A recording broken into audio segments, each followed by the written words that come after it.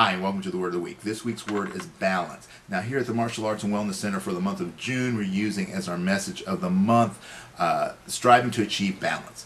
Now, the process of balance is a really important part of what we do here, particularly in the teaching of the art of Tai Chi, which has been shown to improve balance, particularly in seniors population. But the one thing that I found out in terms of balance is that most people view balance in not particularly the right way. Right? They think about balance as being very steady, very stable, not moving, standing on one leg with no wavering. That's really not accurate. Right? Balance is a very dynamic process, and we have to learn that balance is not a very static process. It has within it the ability to adjust and to move based on the situation, based on the circumstance. But it requires a firm understanding of your center, and it requires alignment of your body and your intent. Now, these are words that we're going to cover over the next couple weeks, but let's just get back to balance. Balance in and of itself has so many different connotations, and one of my favorite ones is, according to Webster's, is mental and emotional steadiness. Right? So we need to have a steadiness in what we do. It doesn't mean that we can't adjust side to side, because that's the act of balancing. One side goes up, other side goes down. Right? So we start to feel that it is a very mobile and dynamic process.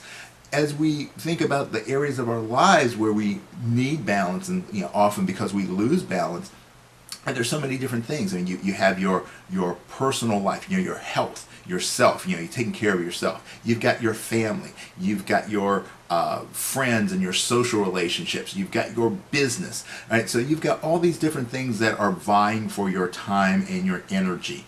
And a lot of times we run into problems because we put so much time and energy into one area that the other areas get out of whack. We get out of balance. So it doesn't mean that you put equal amount in everything. It means that you put the energy into the area that you need at that time to get the results that you need or that you desire, understanding that it is going to draw from another portion of your life. So when you feel like you're out of balance, you got to take a look and say, well, where am I spending most of my time and most of my energy? And is this really the area of my life that I want to spend that time and energy in?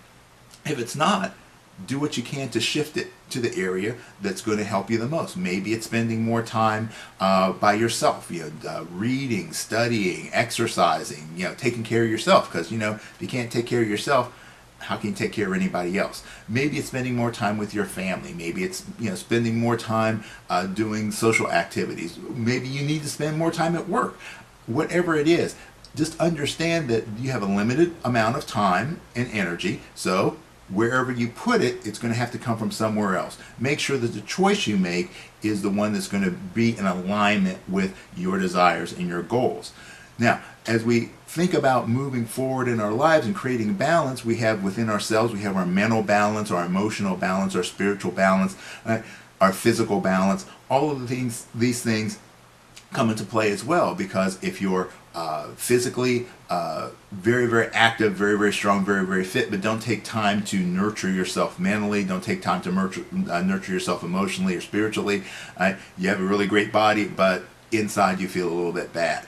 Or if you go the opposite, you spend all your time improving your brain or improving your spiritual worth, but you don't take care of your body, right? You create a lack of balance. Everything needs a little bit of work.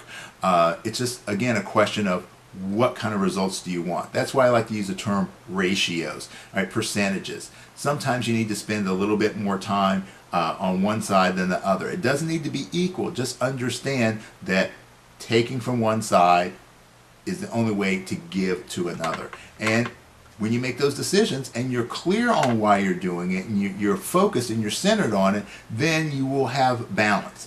Okay? I hope this gives you some food for thought. And over the next couple of weeks, we're going to talk about the other components that come into play for balance to make balance truly effective and to make it happen for you. All right? Hope you enjoyed this week's lesson. We'll see you next week.